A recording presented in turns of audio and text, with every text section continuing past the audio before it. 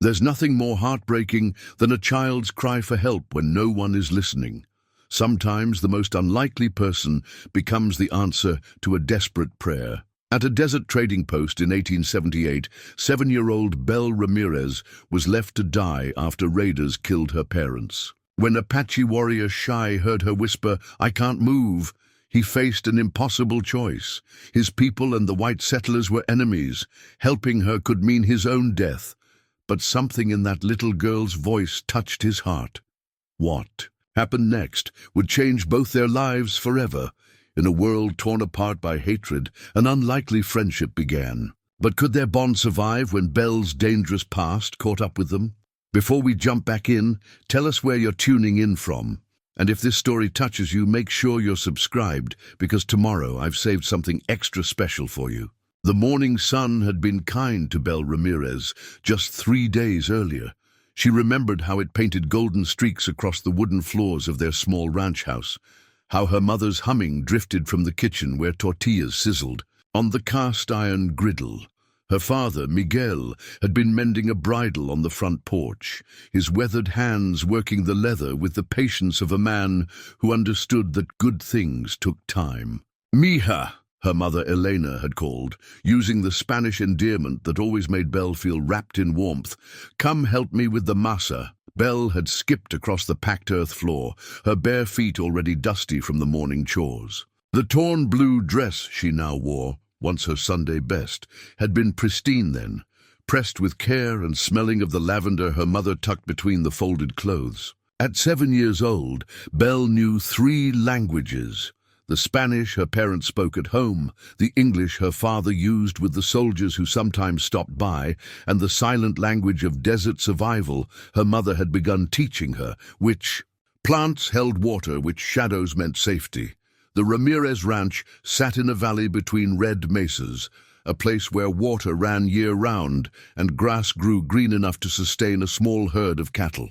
Miguel had chosen this spot after his service with the cavalry ended, drawn by its isolation and the promise of peace. He'd met Elena in Tucson, a beautiful woman whose family had worked the same land for generations before the Americans came. Together, they'd built something precious and fragile, a home where 2 cultures could coexist in harmony.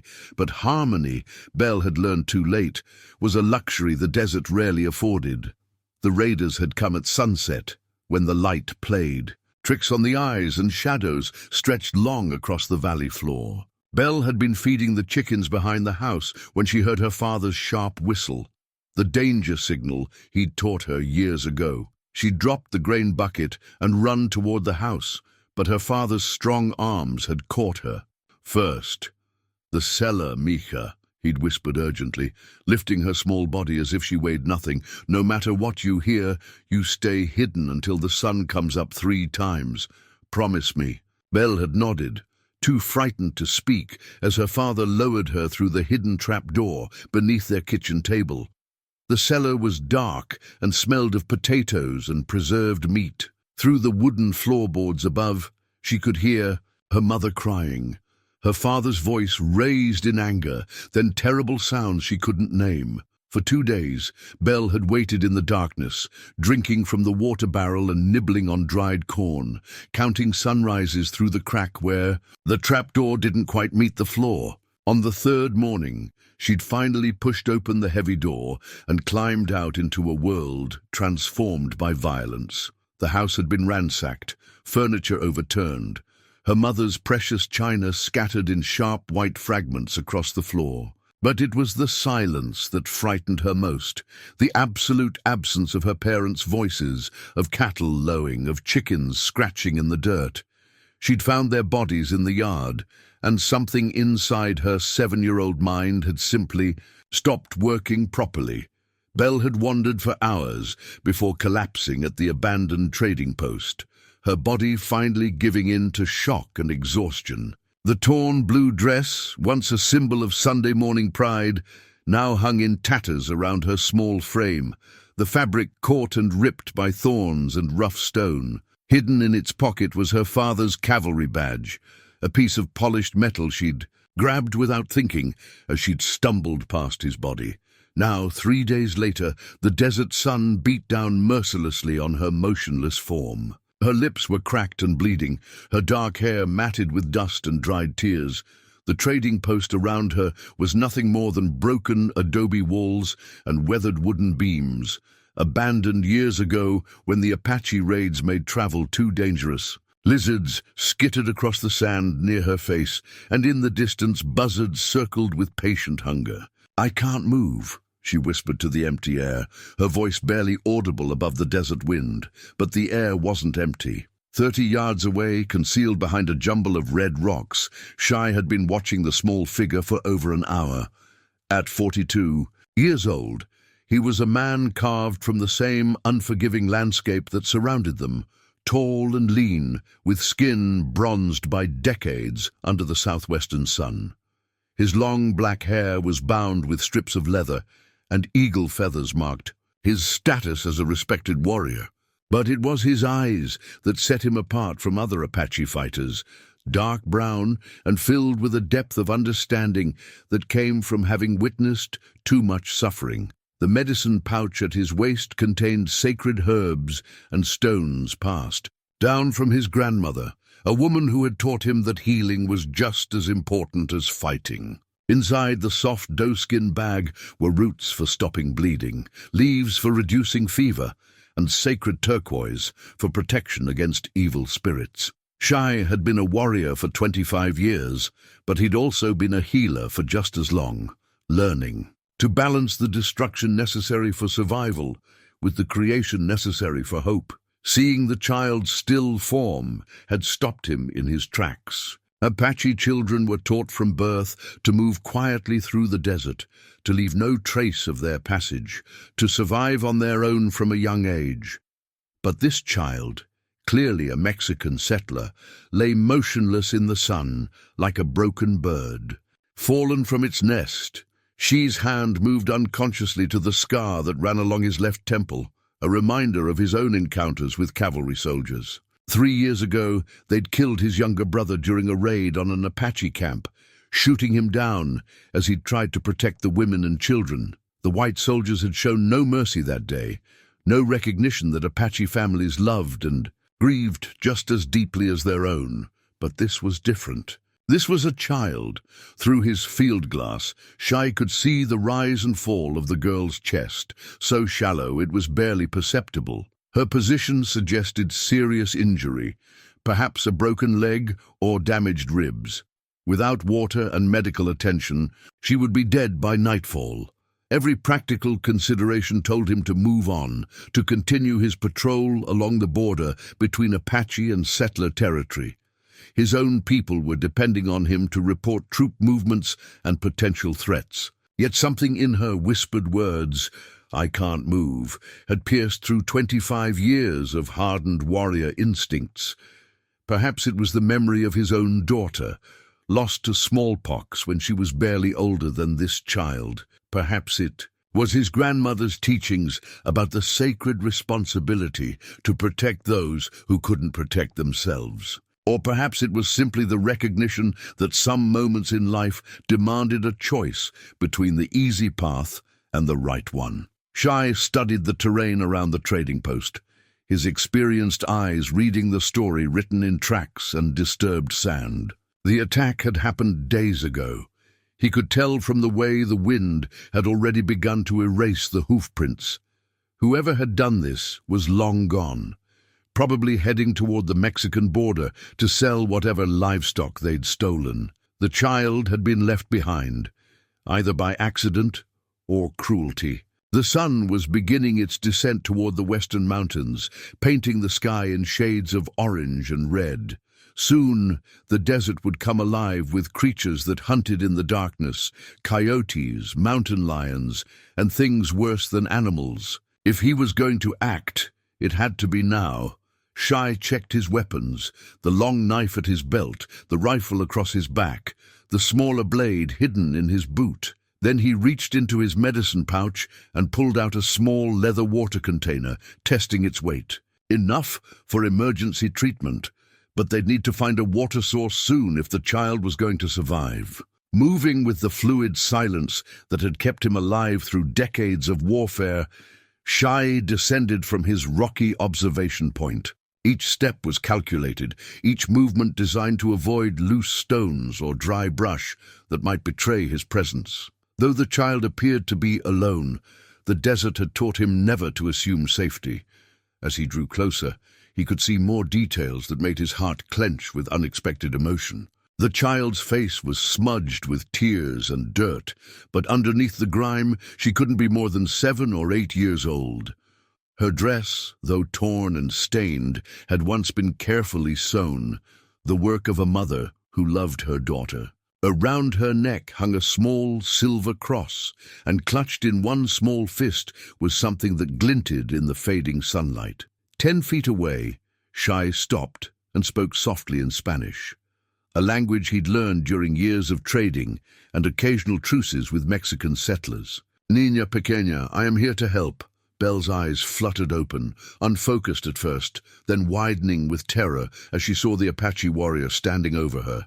Everything her father had ever told her about Apache raids, everything she'd overheard, in whispered conversations between adults, came flooding back in a wave of panic. But Shiye didn't move closer.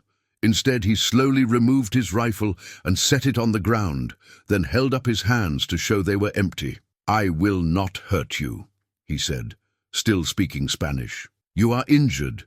You need water." Belle tried to speak, but only a croak emerged from her parched throat. Shiye took one careful step forward, then another, moving with deliberate slowness to avoid frightening her further. When he was close enough, he knelt beside her and gently lifted her head, bringing the water container to her lips. The first sip made her cough, but the second went down easier. As the precious liquid touched her tongue, Belle felt a spark of life return to her body. She looked up at the Apache warrior's face, expecting to see cruelty or anger, but finding instead something she hadn't dared hope for: kindness.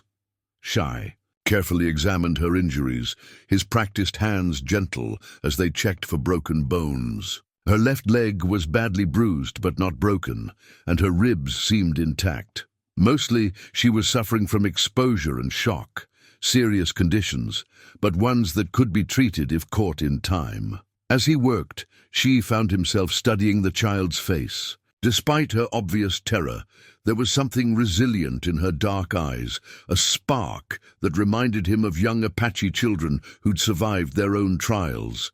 This one was a fighter, even if she didn't know it yet. The sun was nearly gone now, and the desert air was beginning to cool. They needed shelter for the night, and soon.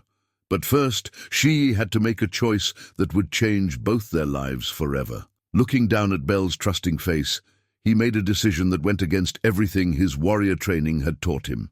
Tomorrow, he would begin the most dangerous journey of his life, not across enemy territory or into battle, but into the uncertain territory of compassion that bridged 2 worlds at war. The choice came to Shiye as naturally as breathing, though he knew it might be the last decision he ever made as a free man. In Apache culture, aiding an enemy, even a child, could be seen as betrayal. But as he looked down at Belle's face, impale with exhaustion and trust, he realized that some bonds transcended the boundaries drawn by war. "We must move before the coyotes come," he said softly, switching to English when he noticed her better response to the familiar language. "Can you try to stand?" Belle nodded weakly, accepting his outstretched hand. Her legs trembled like a newborn foal's, but with Shiye's steady support, she managed to stay upright. As she swayed against him, something small and metallic fell from her dress pocket, landing in the sand with a soft thud. Shiye bent to retrieve it, and his blood went cold. In his palm lay a cavalry badge, polished brass with the distinctive eagle and crossed sabers of the United States Army. The inscription read, "Sergeant M. Ramirez, 7th Cavalry Regiment." Belle saw the recognition in his eyes and quickly tried to explain. "Papa was a soldier, but he quit. He said he was tired of fighting. We just wanted to raise cattle and live in peace." The irony wasn't lost on Shiye. The 7th Cavalry had been responsible for some of the bloodiest raids against Apache camps. Yet here he stood, preparing to risk everything for the daughter of one of their sergeants. He turned the badge over in his weathered palm, noting the worn edges that spoke of years of service, years of conflict between their peoples. "Your father," she said carefully. "He served with Custer's regiment?" Belle nodded, not understanding the significance. "Before I was born, he met my mom in Tucson and decided to become a rancher instead. He said the fighting would never end if good people didn't choose to stop fighting." Those words struck Shiye like a physical blow. How many Apache warriors had he known who'd expressed the same sentiment in their final years? How many had grown tired of the endless cycle of raid and revenge, of children growing up to avenge their parents, only to leave their own children orphaned? But this knowledge also made Belle infinitely more dangerous to harbor. If word spread that he was protecting the daughter of a cavalry sergeant, even a reformed one, his own people might view it as collaboration with the enemy.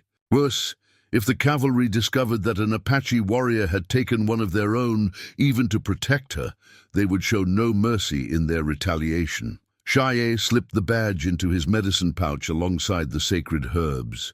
"This must stay hidden," he told Belle.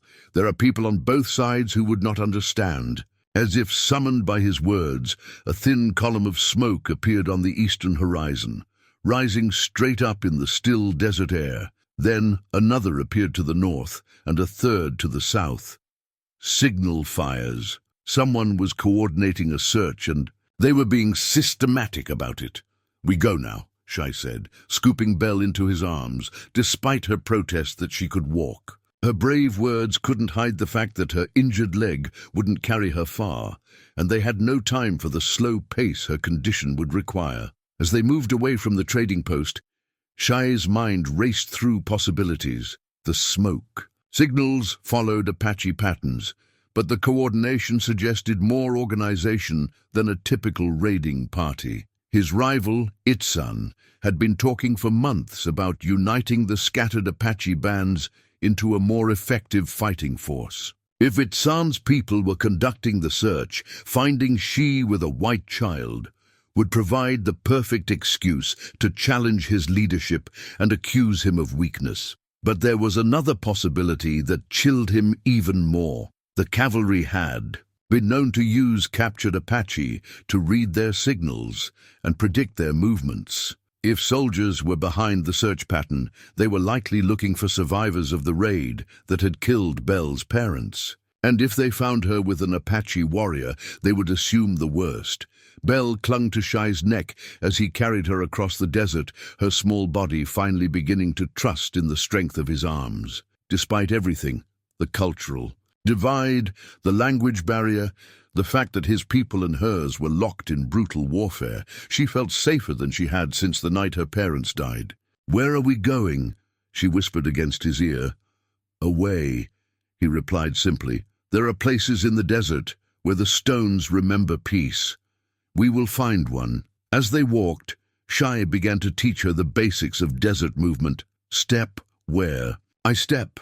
When I stop, you stop. When I signal, you hide." He showed her the hand signs for danger, for silence, for safety. To Belle, it felt like learning a secret language, one that might keep them both alive. The pursuit was relentless. Throughout the night, they saw signal fires appearing and disappearing across the landscape, a careful grid search that was slowly tightening around their position. Shiye's years of experience told him they were dealing with both Apache trackers and cavalry organization, a deadly combination that suggested the two groups might be working together, at least temporarily. During a brief rest in the shelter of a rock overhang, Belle pulled her mother's locket from beneath her torn dress. Inside was a tiny photograph of her parents on their wedding day, both young and hopeful. "They wanted me to be safe," she said, her voice thick with grief. "Papa always said that if something happened, I should find good people to help me." She studied the photograph, seeing the love evident in the couple's faces.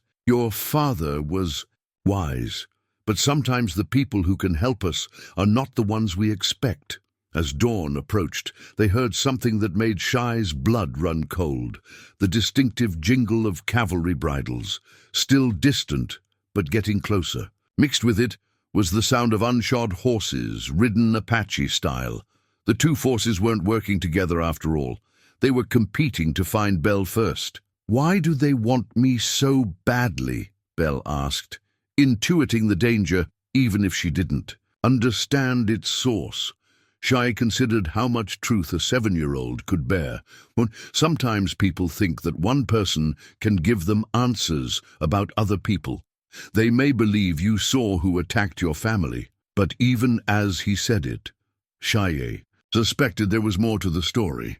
The intensity of the search, the coordination between natural enemies, the systematic way they were covering the territory, all of it suggested that Belle represented something more valuable than just a witness to a random raid. As the sun crested the eastern mountains, painting the desert in shades of gold and red, Shiye made another choice that would define their journey.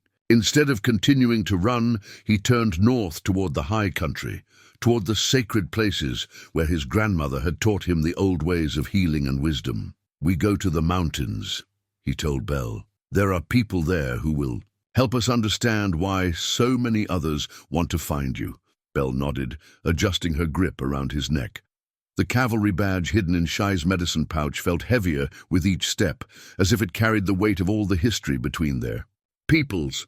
But as they climbed toward the rising sun, both the Apache warrior and the Mexican settler's daughter began to understand that their survival now depended not on the differences that divided their worlds, but on the fragile trust they were building. Between them, behind them, the sounds of pursuit grew closer, and ahead lay mountains that had sheltered Apache people for generations. Somewhere between those two realities, Shiye and Belle would have to find a path that honored both their safety and their growing bond, a path that might just rewrite the story of hatred that had defined their peoples for far too long. The inciting incident was complete.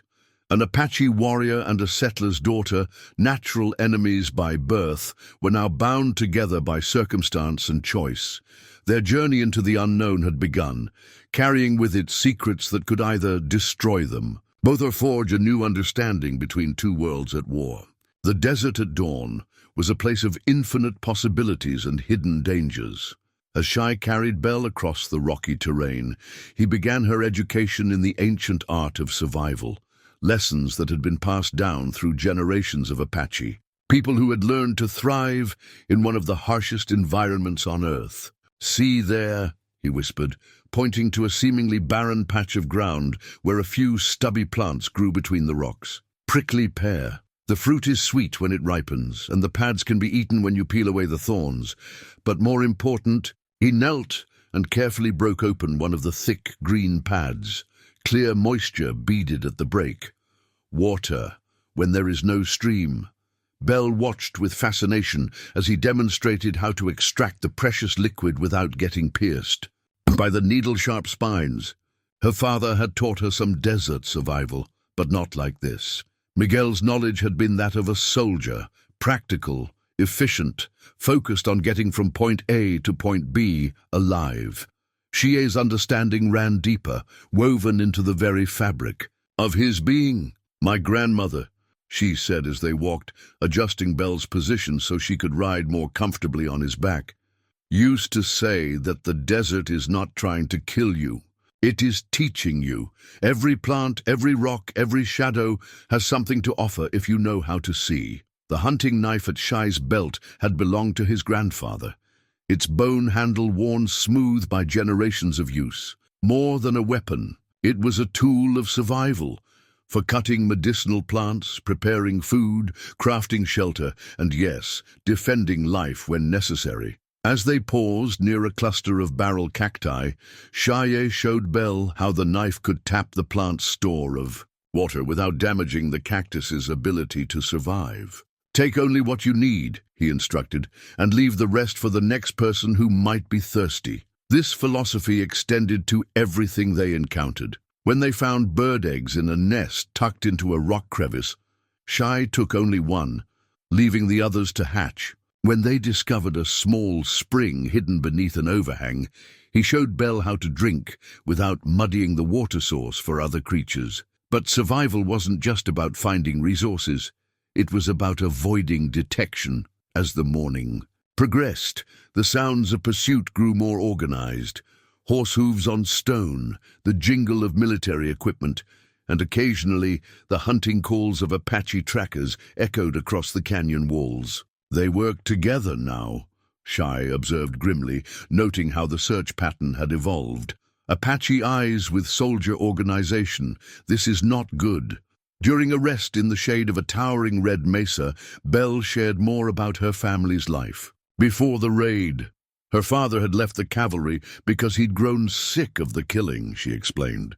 He'd met her mother while stationed at Fort Huachuca, and Elena's gentle strength had helped him see beyond the hatred that had consumed so much of his early life. Papa said that wars only end when people choose to stop fighting, Belle said, unconsciously echoing her father's words from the previous day. He said that's why we lived away from other people, so we could practice peace.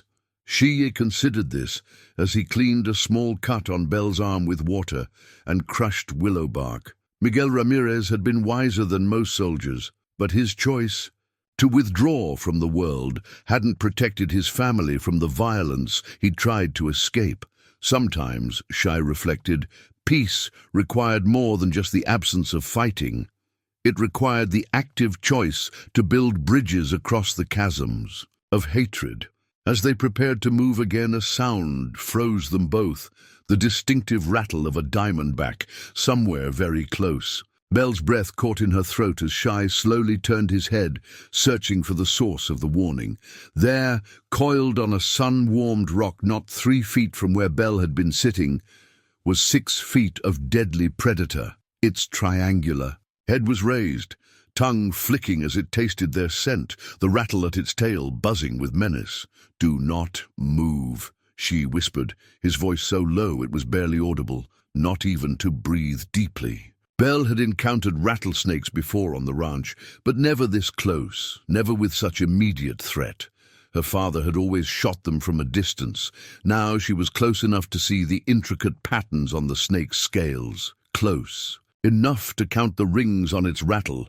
With movements so slow they seemed like stillness itself, Shiye reached for his hunting knife. The snake's head tracked the motion, its muscles tensing for a strike that would inject enough venom to kill a grown man, let alone a 7-year-old child. "Grandfather Snake," Shiye said softly in Apache, addressing the reptile with the respect his people showed all dangerous creatures. "We share the same sun, the same stones. We seek passage, not conflict." For a long moment, predator and human regarded each other across the ancient calculus of the desert.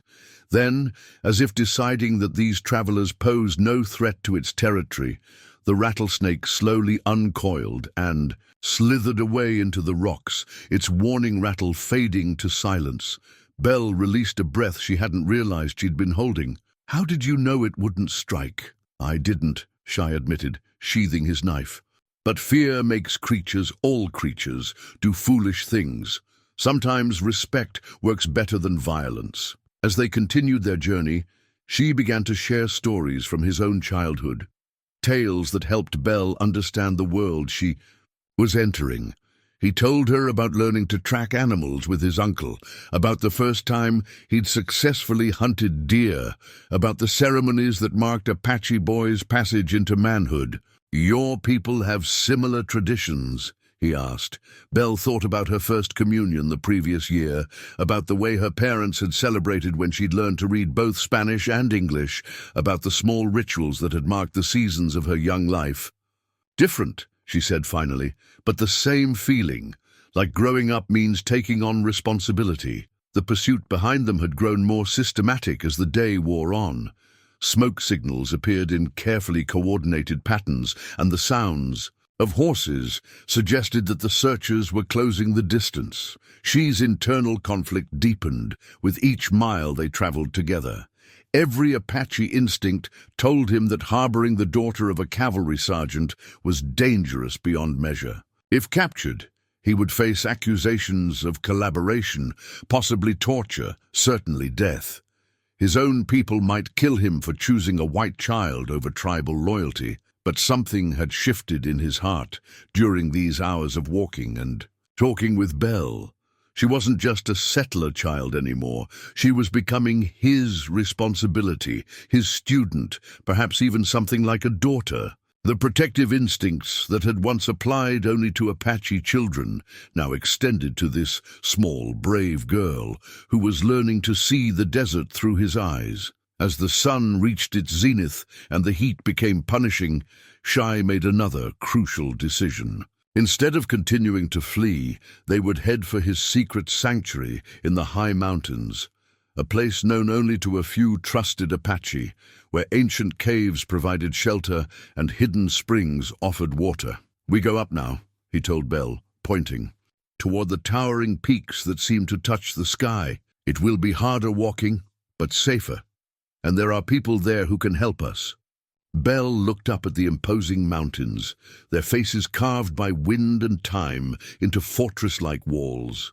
The journey ahead would test every survival skill Shiye was teaching her. But as she adjusted her grip around his neck and felt the steady rhythm of his breathing, she realized that fear was giving way to something else, trust in this unlikely guardian who had appeared when she needed him most. The early development of their bond was accelerating, forged by shared danger and mutual dependence. With each lesson in desert survival, each story shared, each moment of protection offered and accepted, Apache warrior and settler's daughter were becoming something neither had expected: family. As they climbed higher into the foothills, the character of the desert began to change. Saguaro cacti gave way to scrub oak and juniper, and the oppressive heat of the lower elevations eased into the cooler air of the mountains. It was here, during a rest beside a small spring hidden among the rocks, that Belle first opened her heart completely to her unlikely protector. The silver locket around her neck caught the afternoon light as she carefully opened it, revealing the tiny photograph inside. Her mother's face smiled up from the faded image, young and radiant on her wedding day, while her father stood proud in his cavalry uniform. The same uniform he'd later abandoned for the simple clothes of a rancher. "She was beautiful," Shiye said softly, recognizing the reverence with which Belle handled the precious keepsake. "Mama said this locket belonged to her grandmother, and her grandmother before that," Belle explained, her voice thick with emotion. "She told me that as long as I wore it, I would never be alone, because all the women in my family would be watching over me." Shiye understood the power of such talismans. In his medicine pouch, alongside the sacred herbs and stones, he carried a small piece of turquoise that had belonged to his own daughter, the child who had died of smallpox when she was not much older than Belle. Seeing Belle's fierce devotion to her mother's memory awakened old grief in his chest, but also something else, a paternal protectiveness that he'd thought died with his own child. "Your mother was wise," he said. "Love does not die with the body. It lives on in the people we touch, the lessons we teach, the memories we leave behind." As they shared this moment of vulnerable honesty, Shiye began teaching Belle basic Apache. Words, not just for survival, but for connection. "She," he said, pointing to himself, "that means me in my language." "She," Belle repeated carefully, her tongue working around the unfamiliar sounds. "And ni means you," he continued. "So when I say she na she, I am saying I am teaching." Belle practiced the phrases with the intensity of a child who understood that language could mean the difference between life and death. But beyond the practical applications, she sensed something deeper in Shiye's willingness to share his people's words with her. Each Apache phrase he taught her was a small act of inclusion, a bridge across the cultural divide that separated their worlds. That evening, as they made camp in a sheltered canyon, Belle experienced her first full night in the open desert. The sounds were different from the ranch. No familiar lowing of cattle or familiar creaking of their wooden house in the wind. Instead, there were coyotes calling in the distance, the rustle of small creatures moving through the brush, and the vast silence that only true wilderness could provide. When the nightmares came, as they inevitably did, Belle woke screaming her parents' names into the star-filled darkness. Without hesitation, Shiye was there, his strong arms gathering her close as she sobbed against his chest. "They're gone," she wept. "I saw them. I saw what happened to them." Shiye held her until the trembling stopped, his voice low and soothing. As he spoke in Apache, then translated into Spanish, "Nashte Tashi, your heart is brave. The spirits of your parents are proud of your courage." In his arms, Belle found the comfort she'd been desperately needing since the night her world ended. Here was someone who understood loss, who had faced his own griefs and survived them. When she finally slept again, it was the peaceful sleep of a child who knew she was protected, but their growing bond was about to face its first real test. The next morning brought the sound they'd been dreading, voices echoing off the canyon walls, growing closer with each passing hour. But these weren't cavalry voices, or the organized sounds of a military search. These were Apache voices, speaking in rapid, urgent tones that made Shiye's jaw tighten with concern. "My people," he explained to Belle as they quickly broke camp, "led by a man named Itzan, who believes that any Apache who shows mercy to whites is a traitor to our cause." As if summoned by his words, a group of 6 Apache warriors appeared at the mouth of the canyon, their horses snorting and stamping as they took in the scene, a respected Apache warrior protecting a white child. At their head rode Itzan, a man whose scarred face told the story of too many battles and too much hatred. "Brother Shiye," Itzan called, his voice carrying both greeting and challenge. "We have tracked you for 2 days. Come, let us speak." There was no escape. Shiye could fight 6 warriors, but not without endangering Belle, and certainly not without destroying any chance of peaceful resolution. Instead, he stood slowly, positioning himself between Belle and the mounted warriors. "Itzan," he replied, "formally, you ride far from our usual hunting grounds." "These are not usual times," Itzan responded, dismounting along with 2 of his men. "We heard that soldiers and Apache trackers searched together in the valley below. We came to investigate." His eyes fixed on Belle, who pressed closer to Shiye's side but didn't cower. Even at 7 years old, she understood that this moment would determine her fate. "You protect a white child," Itzan observed, his tone making it sound like an accusation. "In times of war, brother, this appears strange to some." The philosophical conflict that had been building since Shiye first decided to help Belle now came to a head. Here were 2 Apache warriors, both committed to their people's survival, but with fundamentally different ideas about what that survival required. "In times of war," Shiye replied carefully, "many things appear strange. A child crying for help appears strange only to those who have forgotten what we fight to protect." Itzan's scarred face hardened. "We fight to protect Apache children, not the spawn of cavalry soldiers." His words carried the weight of personal loss. She knew that Itzan's entire family had been killed in a cavalry raid 5 years earlier. "This child's father was cavalry," Shiye admitted, seeing no point in deception, "but he left that life to become a peaceful rancher. He was killed defending his family, not attacking ours." One of Itzan's warriors spat in the dust. "Once cavalry, always cavalry. You risk everything for the enemy's blood." But Belle surprised them all by stepping forward, her small voice clear in the morning air. "My papa quit fighting because he said wars only end when good people choose to stop." She looked directly at Itzan, showing courage that amazed even she. "He said Apache people love their children, just like we love ours." The canyon fell silent, except for the wind moving through the rocks. Belle's words, spoken in careful but determined Spanish that most of the warriors understood, had reframed the entire conversation. Here was a cavalry daughter speaking of Apache love and shared humanity. Itzan studied Belle with new interest. "You speak of your father's words, child. What of your own thoughts? Do you hate Apache people for what happened to your family?" Belle considered the question with the seriousness it deserved. "The people who killed my parents weren't Apache," she said finally. "They were raiders who cared only about stealing. Shiye saved my life when he could have left me to die. How can I hate someone who showed me kindness?" The wisdom in her response struck the assembled warriors like a physical force. Here was a 7-year-old settler child demonstrating more maturity about intercultural relations than many adults on either side of the conflict. Its son's expression softened slightly, though wariness remained.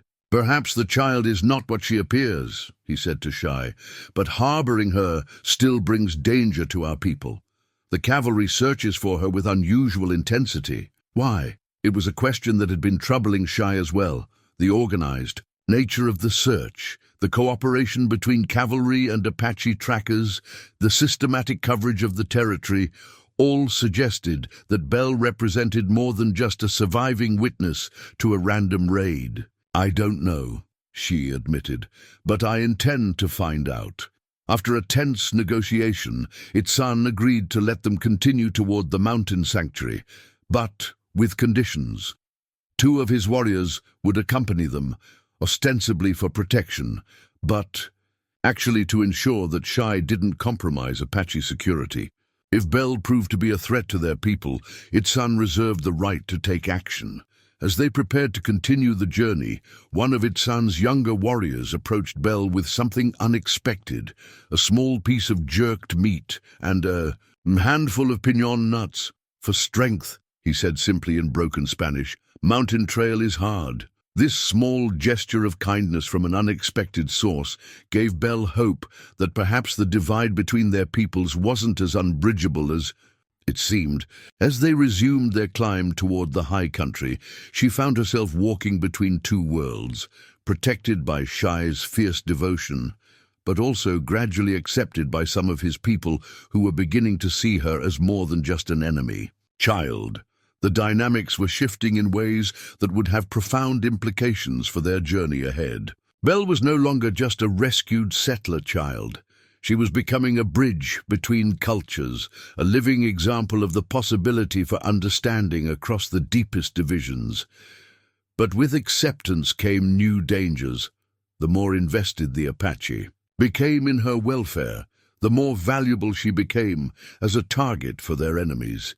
And somewhere in the desert below, the systematic search continued, driven by motivations that neither Belle nor her protectors yet understood. The journey into the high mountains became a test of endurance that pushed Belle beyond anything she'd experienced in her 7 years of life. The trail was little more than a goat path, carved into the face of sheer cliffs, with drops that seemed to fall away into eternity.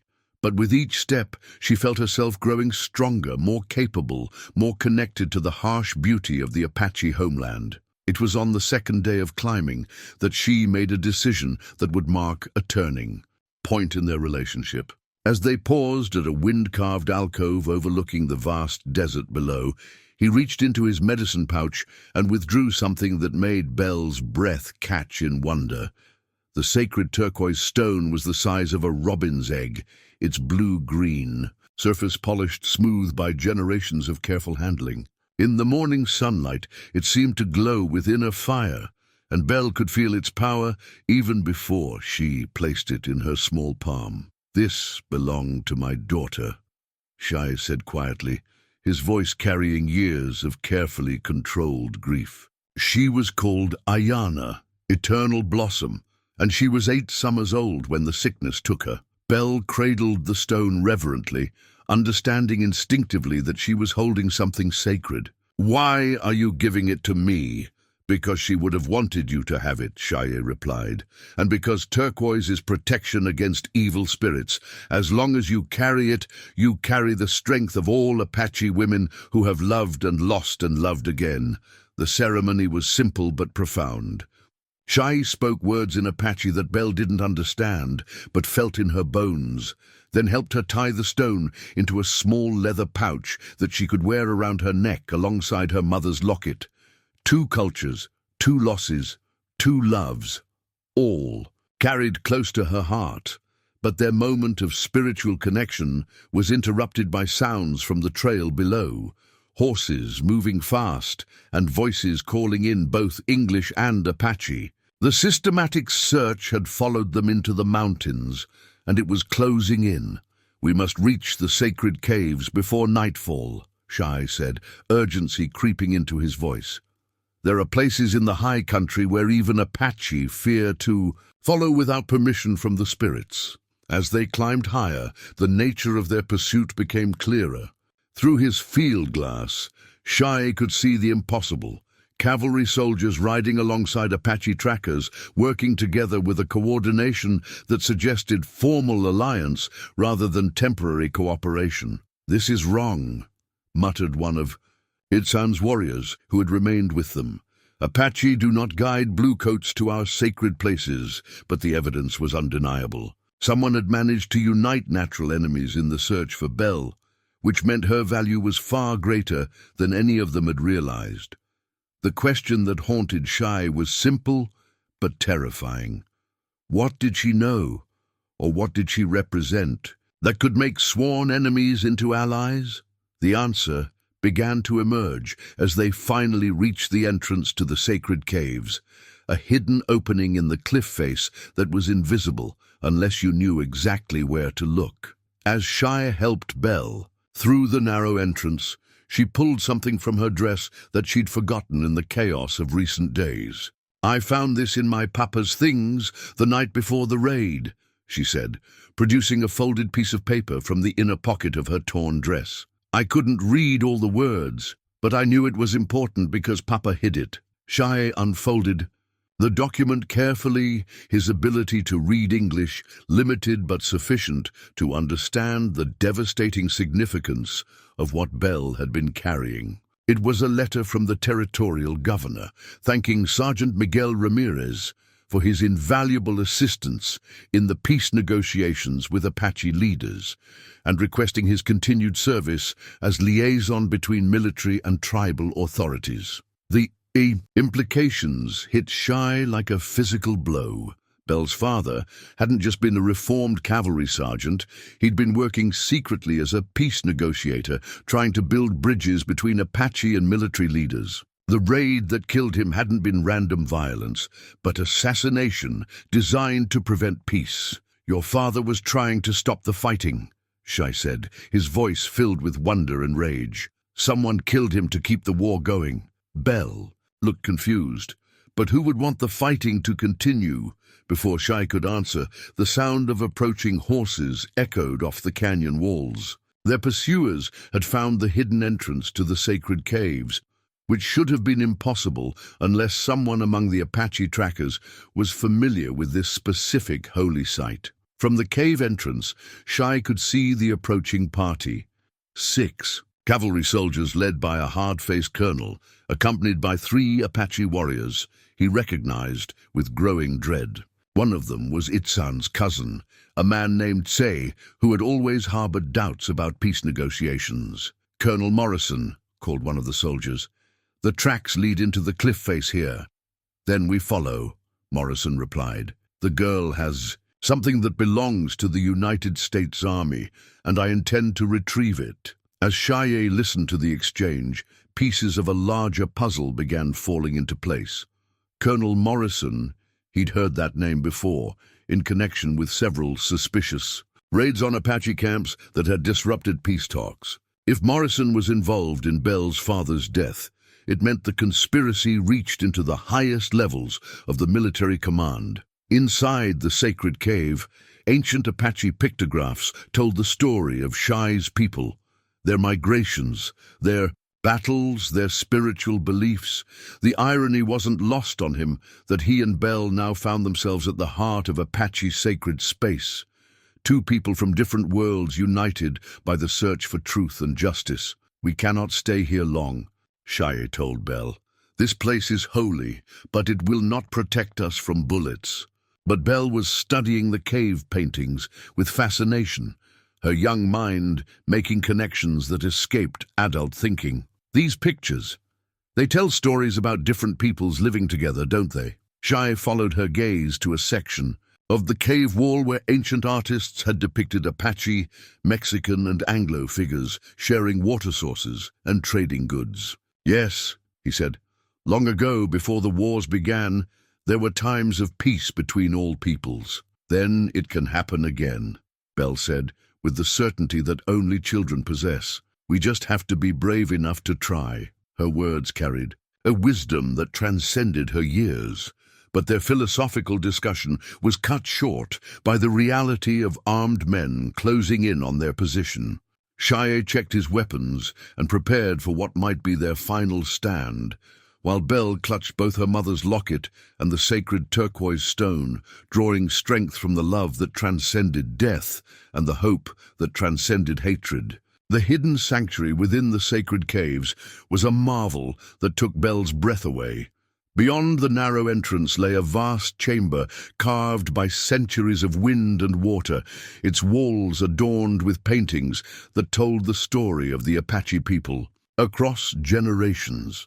But it was Shiye's reaction to these ancient artworks that revealed the depth of his connection to this place and the weight of the choice he'd made in bringing Belle here. Standing before a section of cave wall that depicted warriors in battle, Shiye's weathered hand traced the outline of figures he'd painted himself years earlier.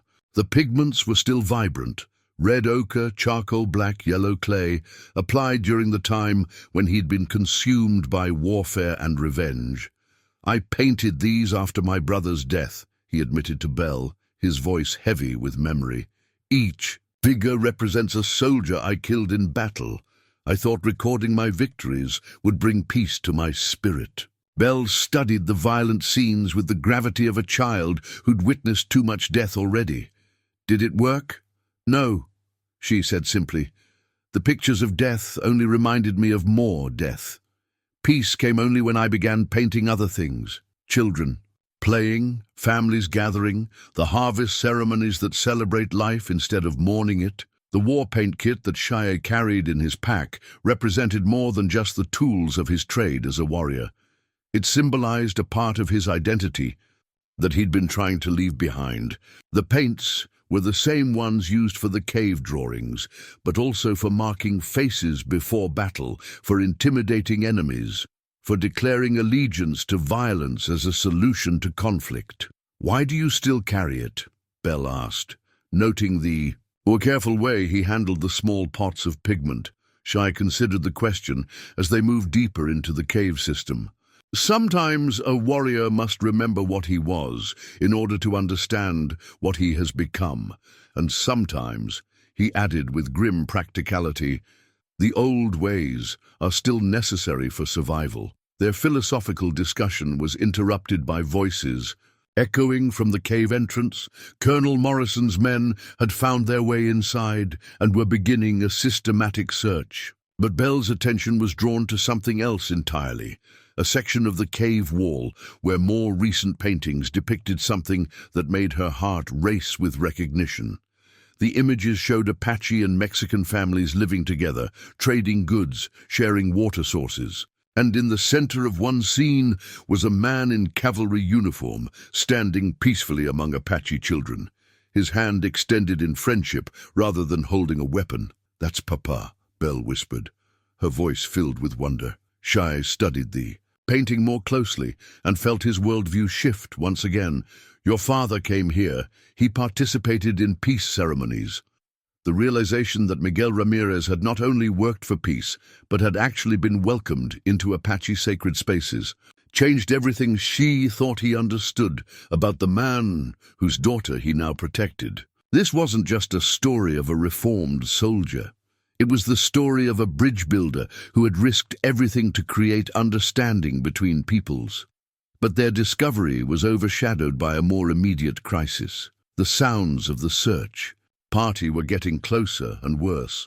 They were accompanied by voices speaking Apache, trackers who knew these caves and could guide the soldiers through passages that should have remained secret. "Say betrays his own people," muttered one of Itsan's warriors who had remained with them. "He guides bluecoats to sacred places for army gold." The political complexity of their situation was becoming clearer by the hour. This wasn't just a conflict between Apache and settlers. It was a web of competing interests that crossed cultural lines. Some Apache, like Say, had been corrupted by money or promises of preferential treatment. Some soldiers, like Colonel Morrison, were actively working to prevent peace in order to maintain profitable conflicts. And caught in the middle were people like Shiye and Belle's father, who believed that understanding was possible if brave souls were willing to take the risk. As they prepared to move deeper into the cave system, Belle made a discovery that would prove crucial to their survival. Hidden behind a loose stone in the cave wall was a small cache of supplies, water, dried food, and most importantly, a detailed map of the cave system drawn on deer hide. Emergency supplies, Shiye explained, left here by Apache leaders in case of emergency.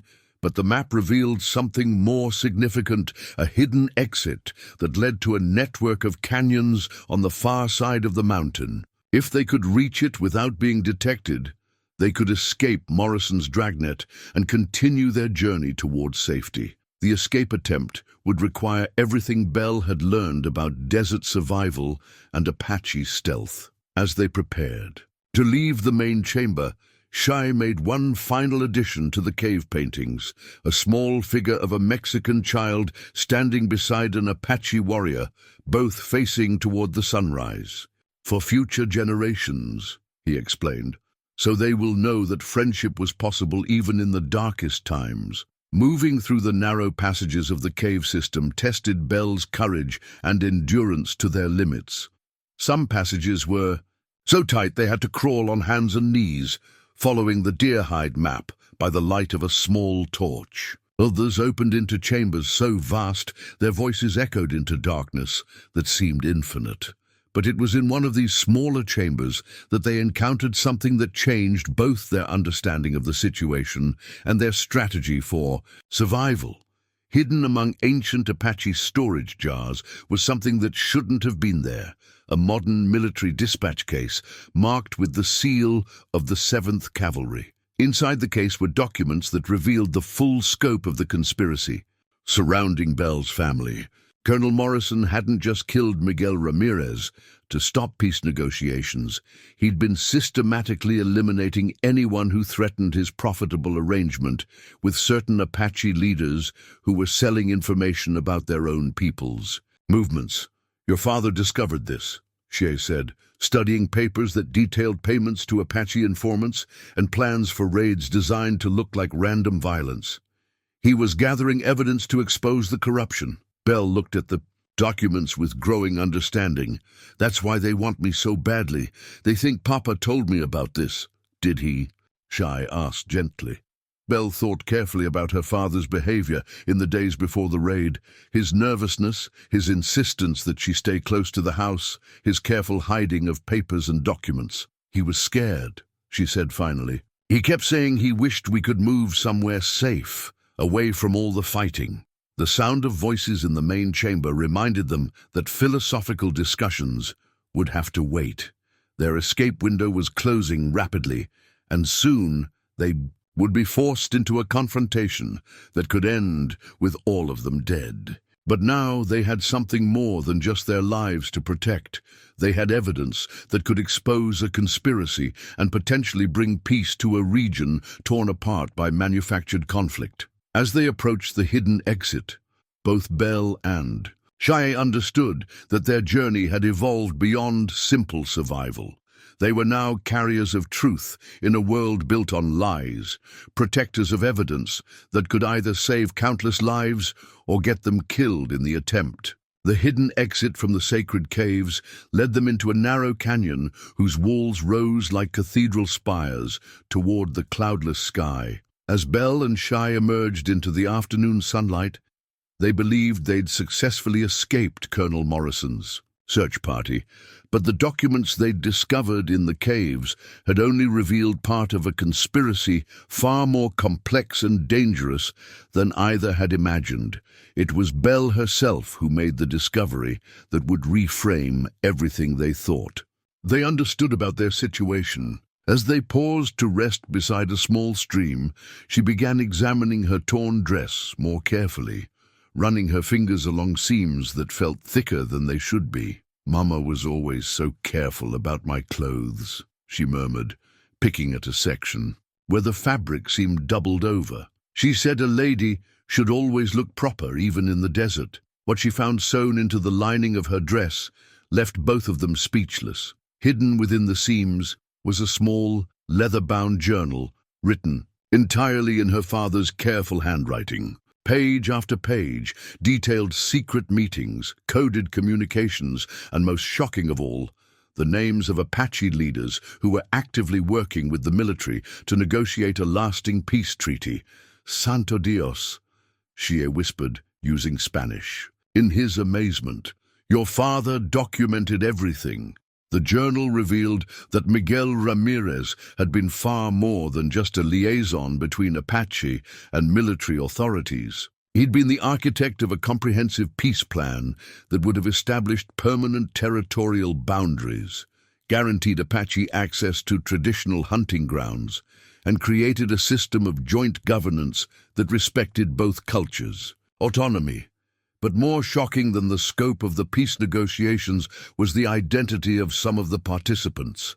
Chief among them was Itzan himself, the same Apache warrior who had confronted them in the canyon, demanding explanations for Shiye's protection of a white child. According to Miguel's journal, Itzan had been one of the most committed advocates for peace, working secretly to convince other Apache leaders that coexistence was possible. This changes everything, Shiye said, his mind reeling with implications. If Itzan was working for peace, then his anger about you was an act, Belle finished, her 7-year-old mind grasping the deception faster than his adult caution allowed. He was pretending to be angry to protect the secret. The truth was even more complex than Belle's insight suggested.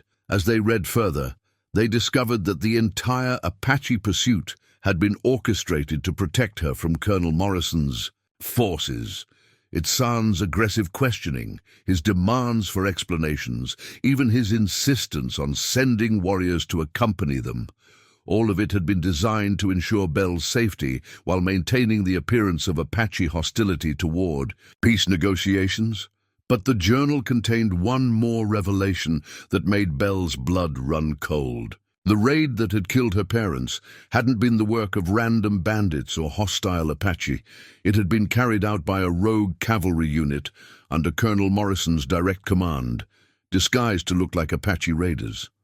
Her father's journal contained detailed evidence of Morrison's involvement, including correspondence proving that the attack had been planned weeks in advance. They killed Mama and Papa to stop the peace treaty, Belle said, her voice steady despite the tears streaming down her face. And they're hunting me because they think I know about it. Shiye gathered her close, feeling the full weight of responsibility settle on his shoulders. Belle wasn't just an orphaned child he'd chosen to protect. She was the key witness to war crimes that reached the highest levels of military command. More than that, she was carrying evidence that could either bring peace to the territory or get them both killed by people who had already proven they would murder children to protect their secrets. The sound of gunshots echoing off the canyon walls interrupted their moment of discovery.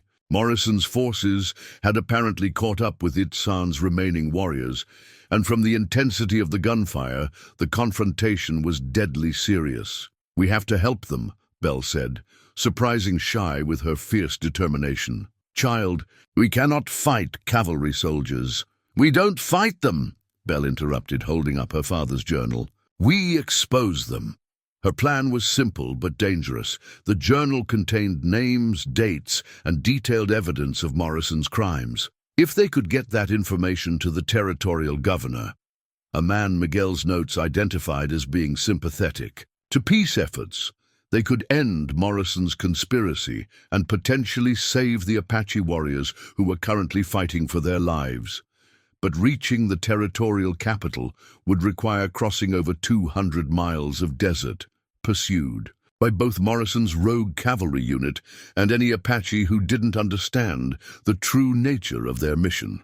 Worse, they would have to trust that the governor was indeed sympathetic to peace and not part of the broader conspiracy to keep the wars profitable. "There's something else," Belle said, pointing to a particular entry in her father's journal. Papa wrote about a backup plan, If anything happened to him, he was supposed to send a signal to someone called Friend of Peace in Tucson. Shiye studied the entry, noting the careful code words and specific instructions for making contact. Your father planned for this possibility. He knew the dangers he faced. The backup plan involved a complex system of coded messages that would alert sympathetic officials in Tucson to the threat against the peace negotiations. But implementing it would require Belle to remember details from conversations she'd overheard between her parents. Conversations that had seemed like boring adult talk at the time, but now represented their only hope for survival. As they prepared to leave the canyon, the sound of approaching horses forced them to make a choice between hiding and confronting their pursuers. But what they saw emerging from the narrow canyon mouth defied all expectations. It was Itzan himself, wounded but alive, leading two of his warriors and carrying something that made Shiye's heart sink. In Itzan's hand was a cavalry officer's insignia torn from a uniform during the fighting. But it wasn't Colonel Morrison's insignia. It belonged to a lieutenant whose name appeared in Miguel's journal as one of the few military officers actively supporting peace negotiations. They are killing their own people, Itzan said grimly as he approached. Anyone who threatens Morrison's control becomes a target. The scope of the conspiracy was becoming clear. Morrison wasn't just working to prevent Apache settler peace.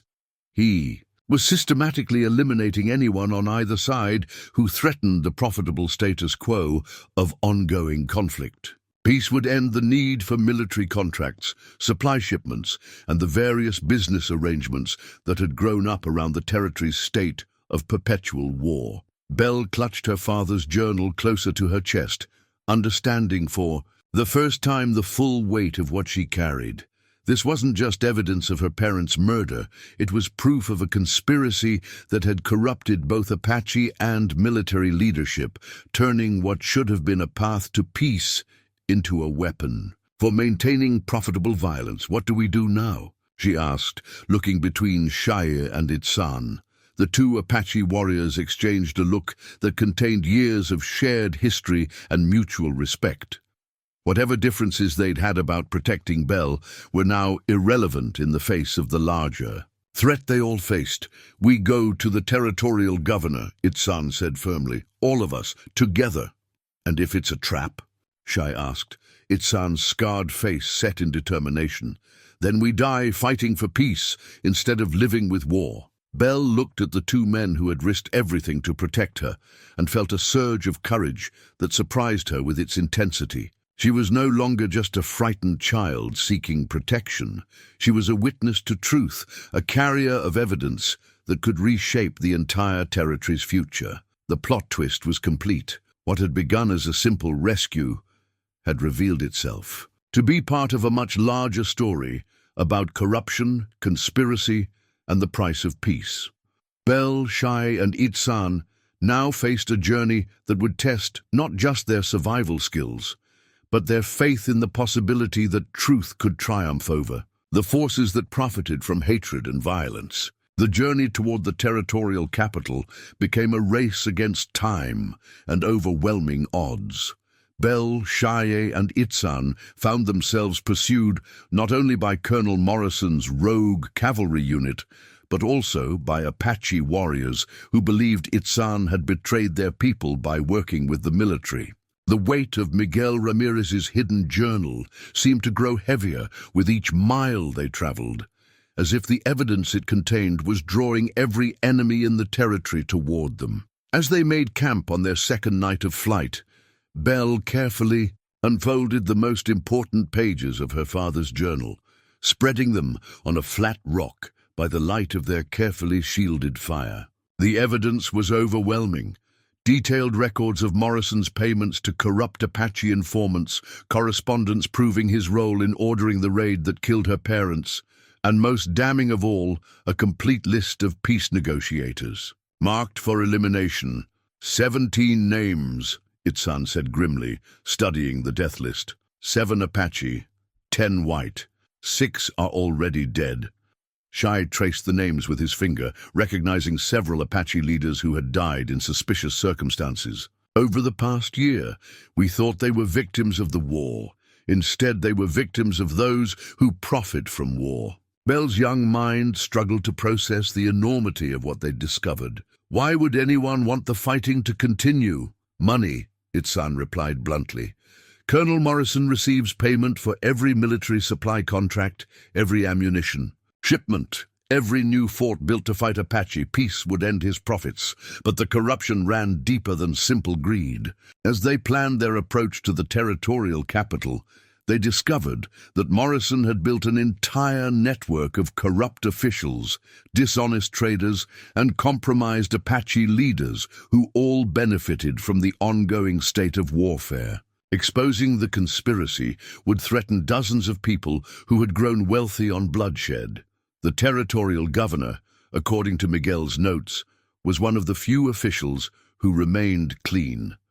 Governor William Bradford had been appointed from Washington specifically to investigate reports of military corruption in the territory. But reaching him alive would require crossing 200 miles of desert while every bounty hunter, rogue soldier, and corrupted Apache in the territory searched for them. It was Belle who suggested the solution that would allow them to complete their mission. Studying her father's detailed maps of the peace negotiation network, she identified a series of safe houses and sympathetic contacts that could help them reach the capital. But using this network would require her to remember specific code phrases and recognition signals that she'd overheard during her parents' secret meetings. "Papa used to have visitors at night," she said, concentrating hard to recall details. That had seemed unimportant at the time.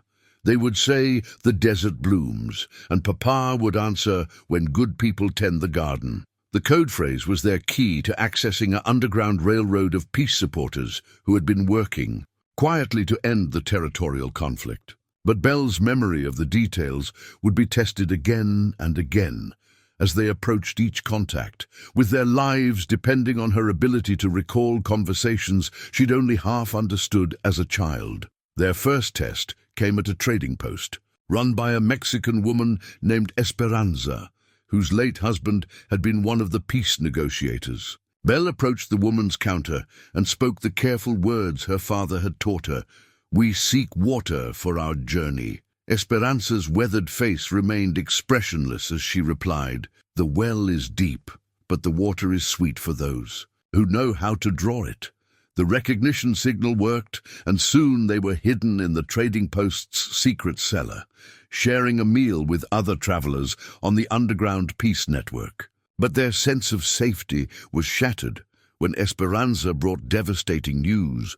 Governor Bradford had been recalled to Washington under mysterious circumstances, replaced by a territorial administrator whose first act had been to approve expanded military operations against Apache settlements. "Morrison moves quickly," its son observed. "He eliminates threats before they can expose him." With the governor gone, their original plan collapsed. But Belle's father had prepared for this possibility. 2. Hidden in the journal's final pages were instructions for reaching a federal marshal named James Harrison, who was investigating territorial corruption from outside Morrison's sphere of influence. The marshal was based in Santa Fe, another 100 miles north through territory controlled by some of Morrison's most trusted allies. Reaching him would require traveling through the heart of the conspiracy they were trying to expose, but it represented their only remaining chance to deliver the evidence that could end the cycle of violence. As they prepared for the most dangerous leg of their journey, Belle experienced another nightmare about her parents' death. But this time, the details were different, clearer, more specific, filled with information she hadn't consciously remembered before. "I saw their faces," she told Shiye and Itsan when she woke. "The men who killed Mama and Papa. They weren't Apache. They were soldiers, but they wore Indian clothes to make it look like a raid." Her recovered memories provided crucial details about Morrison's involvement. She'd seen him talking with the raiders before the attack, giving them specific instructions about making the murders look like Apache violence. Most importantly, she'd overheard him tell them to search for the peace papers after killing her parents. They were looking for Papa's journal, Belle realized. They didn't know he'd sewn it into my dress. This revelation added urgency to their mission. Morrison knew that incriminating evidence existed somewhere, and he would continue killing peace supporters until he found and destroyed it. Every day they delayed meant more deaths of innocent people who dared to work for understanding between cultures. The final approach to Santa Fe required all of Belle's newly learned desert survival skills and more courage than any 7-year-old should have to possess.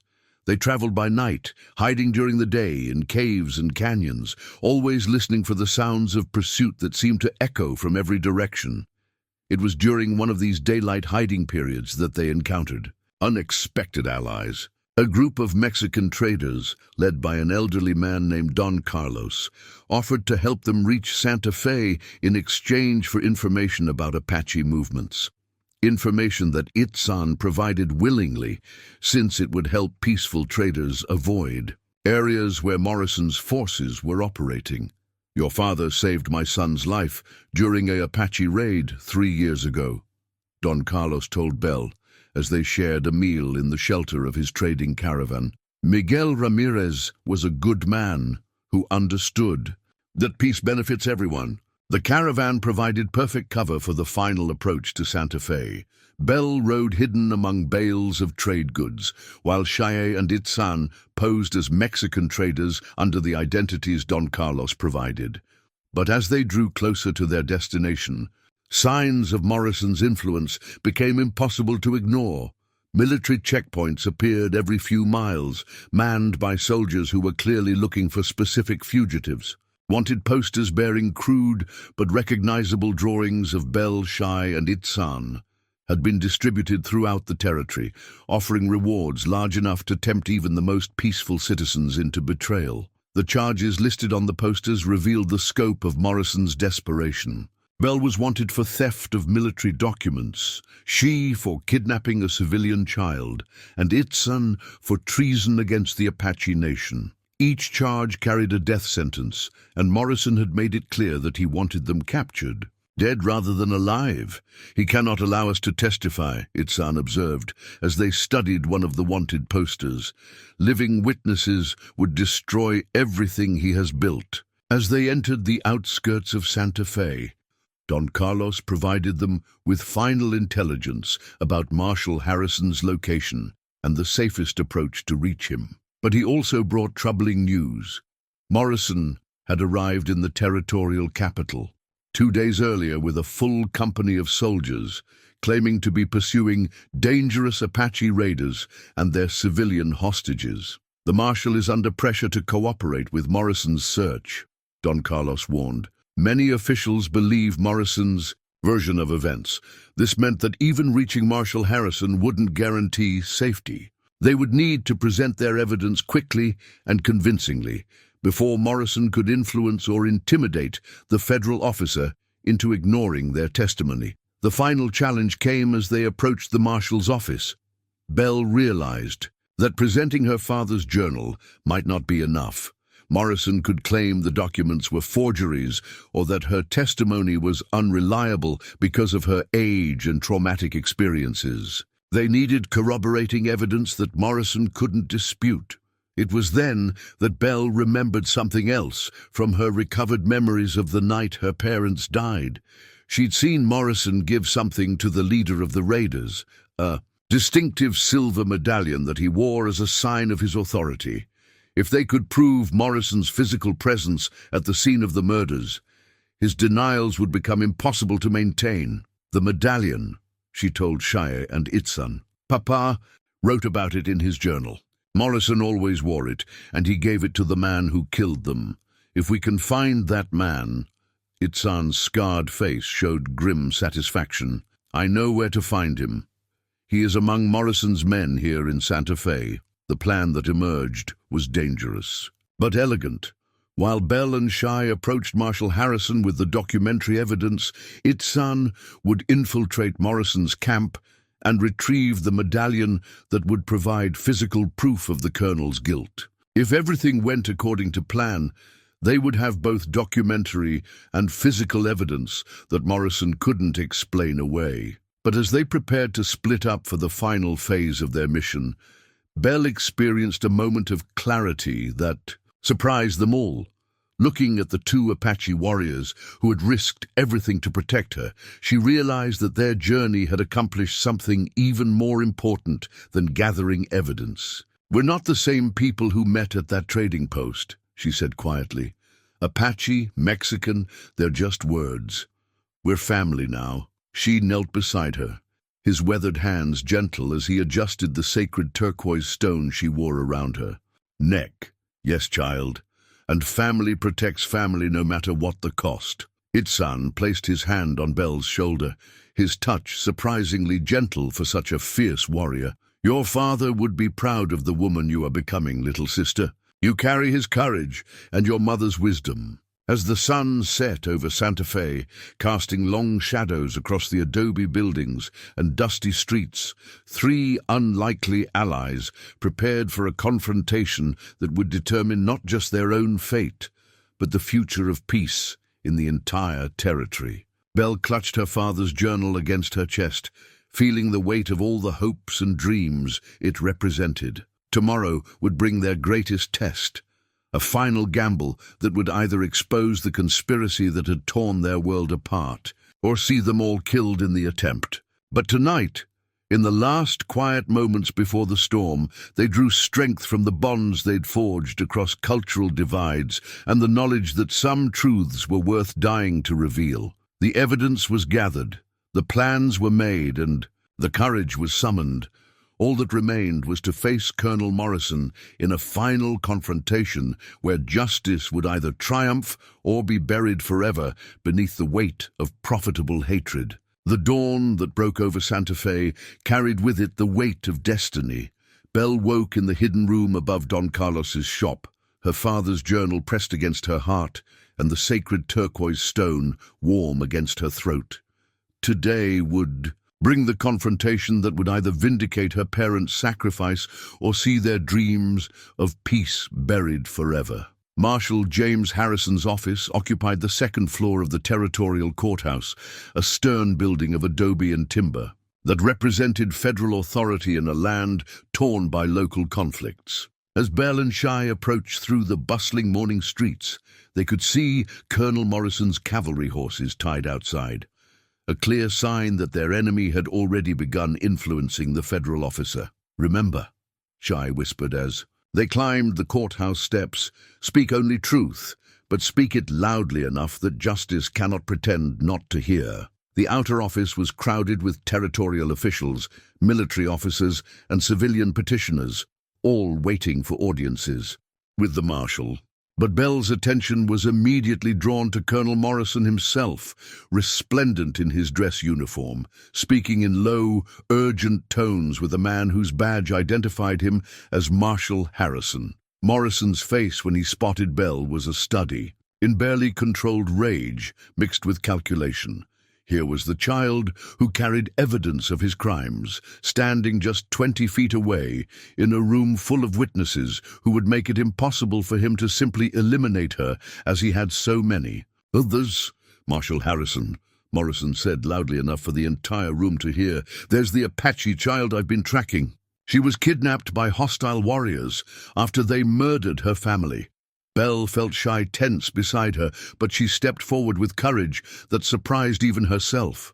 In her small hands, she held her father's journal and spoke with a voice that carried clearly across the crowded room.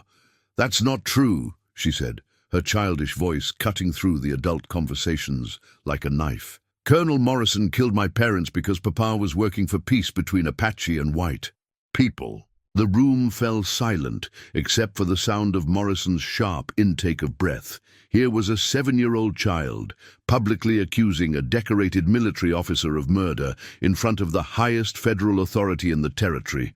Marshal Harrison was a lean man in his 50s, with the careful eyes of someone who'd spent years separating truth from lies in frontier justice. He studied Belle with interest, then looked at Morrison with new attention. "Colonel, you didn't mention that the child was making accusations against you."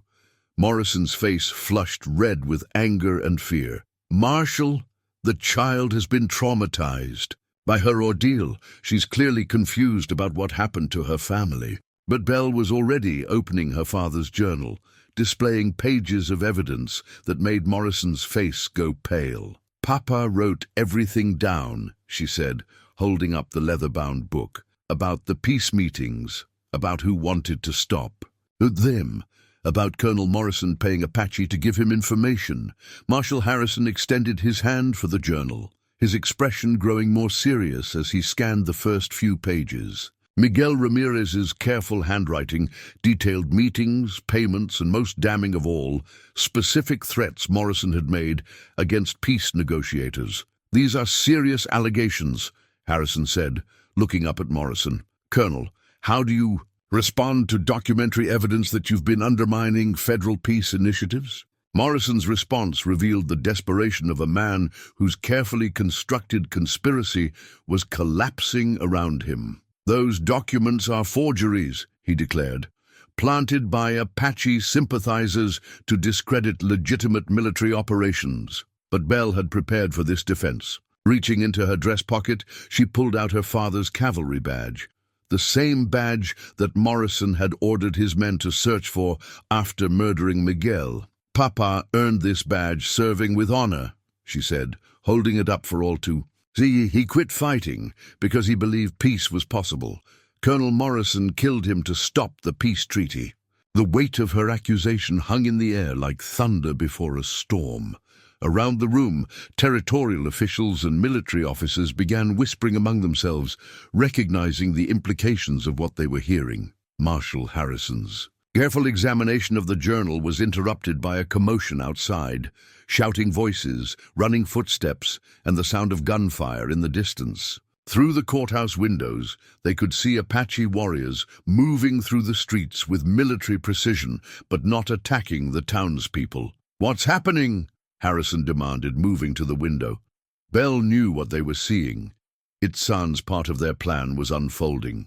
While she presented documentary evidence, the Apache leader was gathering the physical proof that would make Morrison's denials impossible to maintain. Morrison's face revealed that he understood the trap closing around him. His hand moved toward his sidearm, but stopped when he realized that drawing a weapon on a child in front of a federal marshal would only confirm his guilt. "Marshal," Morrison said, his voice tight with controlled panic, "I request permission to return to my men. There appears to be an Apache attack developing." But Belle's clear voice cut through his attempt to escape. "He's lying. The Apache aren't attacking anyone. They're here to help prove the truth." The first phase of the climax was reaching its crescendo. Evidence was being presented, truth was being spoken, and Colonel Morrison was being forced to confront the collapse of his profitable conspiracy in front of witnesses who could no longer be silenced or eliminated. The courthouse door burst open as Itzan strode into the crowded room, his presence commanding instant attention from every person present. In his weathered hands, he carried something that made Colonel Morrison's face drain of all color, a distinctive silver medallion hanging from a broken chain, its surface still bearing traces of blood. "This belonged to the man who murdered Belle Ramirez," Itzan announced, his voice carrying the authority of a war chief addressing his council. "The same man who rode with Colonel Morrison's raiders, disguised as Apache warriors." Marshal Harrison examined the medallion with the careful attention of a man who understood that he was witnessing evidence of a crime that reached the highest levels of territorial government. The silver disc bore Morrison's personal insignia, a design so distinctive that denying its ownership would be impossible. "Where did you get this?" Harrison asked Itzan. "From Sergeant Blake, who confessed his role in the murders before he died defending Colonel Morrison's lies," Itzan replied. "He carried this medallion as proof of his authority to kill peace negotiators." Morrison's carefully constructed facade finally cracked completely. "You can't trust the word of a savage," he snarled, his hatred and desperation finally breaking through years of polished military bearing. "These Apache have kidnapped and brainwashed this child," but Belle stepped forward again, her young voice carrying moral authority that silenced the room. "Shiye saved my life when you left me to die. Itsan protected me when your soldiers hunted me like an animal. They're not savages, you are." The truth in her words hit the assembled officials like a physical blow.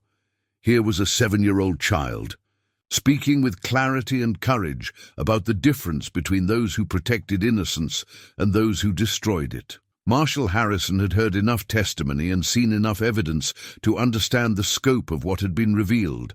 "Colonel Morrison," he said formally, "I'm placing you under arrest for conspiracy, murder, and treason against the United States government." Morrison's response revealed the depth of his desperation. Instead of submitting to arrest, he drew his service revolver and pointed it directly at Belle's chest. "Nobody moves," he commanded, his voice shaking with rage and fear. "This child and these Apache have destroyed years of carefully maintained stability in this territory." The standoff that followed tested every person in the room. Morrison held a gun on a child, while around him stood witnesses to his crimes, territorial officials who had unwittingly participated in his conspiracy, military officers who had followed orders without understanding their true purpose, and civilians who had suffered under the conflicts he'd manufactured. "Stability," Shiye said, his voice carrying quiet fury. "You call murder and lies stability? I call it necessary," Morrison shot back. "Do you have any idea how much money flows through this territory because of the Apache wars? How many jobs, how many contracts, how many livelihoods depend on maintaining military readiness?" His confession laid bare the true scope of the conspiracy. This wasn't just about Morrison's personal greed. It was about an entire economic system built on perpetual conflict, where peace would mean unemployment for contractors, soldiers, and suppliers who had grown wealthy on warfare. But Belle had lived through too much horror and learned too much courage to be intimidated by one desperate man with a gun. "My parents died for peace," she said, stepping toward Morrison despite his weapon. "I won't let their sacrifice be for nothing. Stay." "Back!" Morrison screamed, but his hand was shaking now, and everyone in the room could see that he was a man on the edge of complete collapse. It was then that Marshal Harrison made the decision that would end the standoff. Moving with the swift precision of a man experienced in frontier justice, he drew his own weapon and placed it against Morrison's temple. "Drop your gun, Colonel. You're outnumbered, outmaneuvered, and out of options." For a moment, the tableau held Morrison with his gun on Belle, Harrison with his gun on Morrison, and everyone else frozen in anticipation of violence that would either end the conspiracy or claim more innocent lives. Then Morrison made his final choice. Rather than face trial and execution for his crimes, he turned his gun on himself, ending his life and his conspiracy in one desperate act that left the room ringing with gunfire and shocked silence. As the echoes of the gunshot faded, Belle found herself gathered into Shiye's protective arms, while around them the officials began the complex process of understanding what they had witnessed. The conspiracy was ended, the evidence was clear, and justice had been served, though not in the way anyone had expected. "Is it over?" Belle whispered against Shiye's chest. "Yes, child," he replied, his voice thick with emotion. "It's over. Your parents' dream of peace can finally become reality." Through the courthouse windows, they could see Apache and territorial officials beginning the delicate process of establishing the formal peace negotiations that Morrison had died trying to prevent. The truth had emerged. The conspiracy was exposed, and the path toward understanding between cultures was finally clear. 6 months after the confrontation in Santa Fe, Belle stood on the porch of her new home, watching the sunset paint the desert sky in shades of gold and crimson. The small ranch house sat in a valley where Apache and Mexican families now lived. As neighbors, trading goods and sharing resources in the spirit of cooperation that her father had envisioned. The family that had adopted her, the Herreras, whose own children had been grown and gone, treated Belle not as an orphan to be pitied, but as a daughter to be cherished. Maria Herrera spoke Spanish and English with equal fluency, while her husband Diego understood enough Apache to communicate with their tribal neighbors. It was exactly the kind of bicultural home that Belle needed to heal from her trauma, while honoring both sides of her heritage.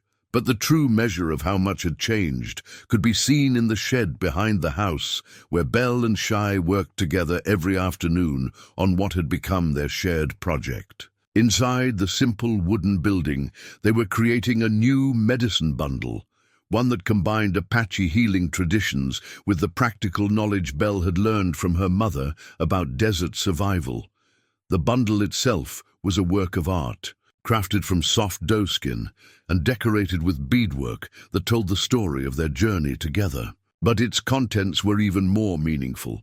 Sage and sweetgrass for purification, turquoise stones for protection, pressed flowers from Belle Ramirez's garden, and soil from the sacred Apache caves where they'd first found refuge together. "Tell me again about the day we met," Belle said, as she carefully arranged medicinal herbs in the bundle, her hands now steady and sure in their movements. Shiye smiled, his weathered face showing the peace that had settled into his spirit since the conspiracy's end.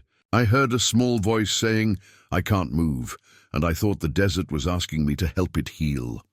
And now? Now I know the desert was asking me to help myself heal," he replied, watching as Belle practiced the Apache words he'd been teaching her. "By saving you, I learned to save the part of my own heart that had been dying from too much hatred." The changes in their world had been remarkable. Marshal Harrison's investigation had led to the arrest of dozens of officials who had profited from the manufactured conflicts.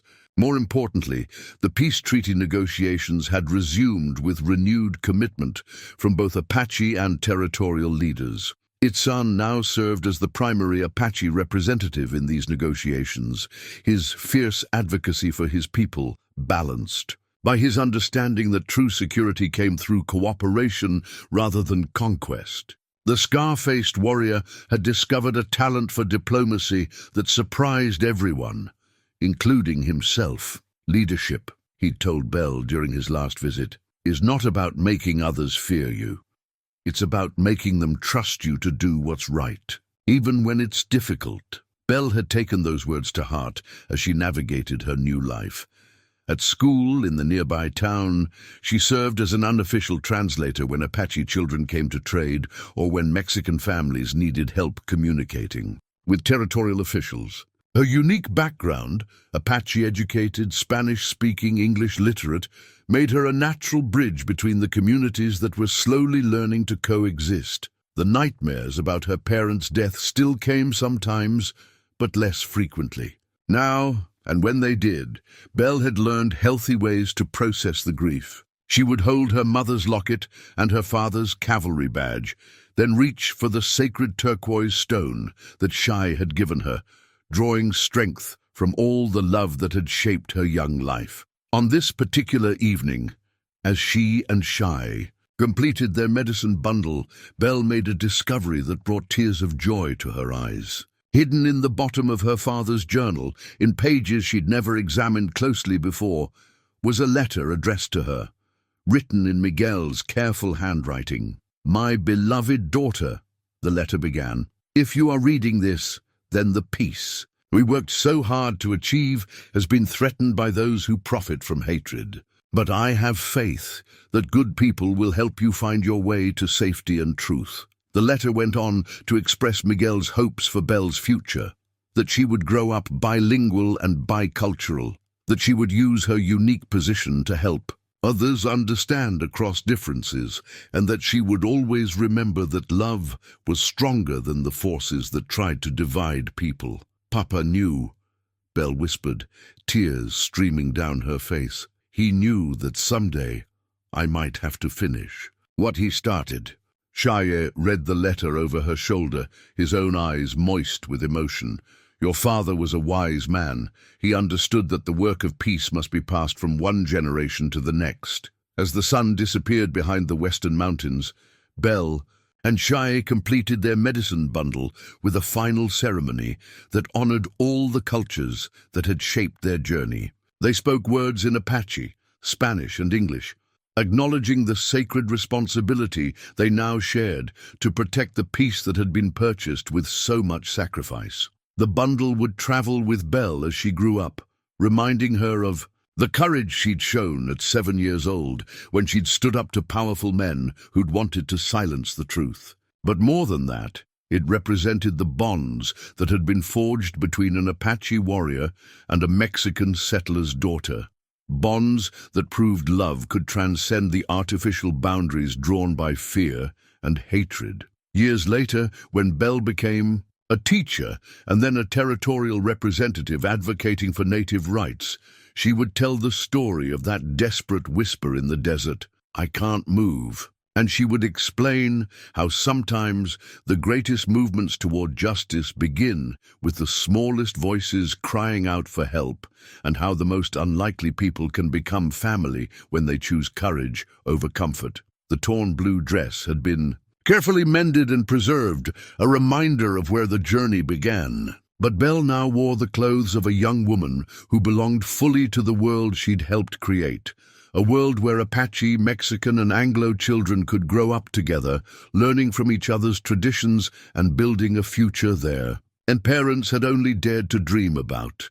The resolution was complete. Love had triumphed over hatred, truth had conquered lies, and peace had been built on the foundation of one small girl's courage and one Apache warrior's choice to answer her desperate cry for help.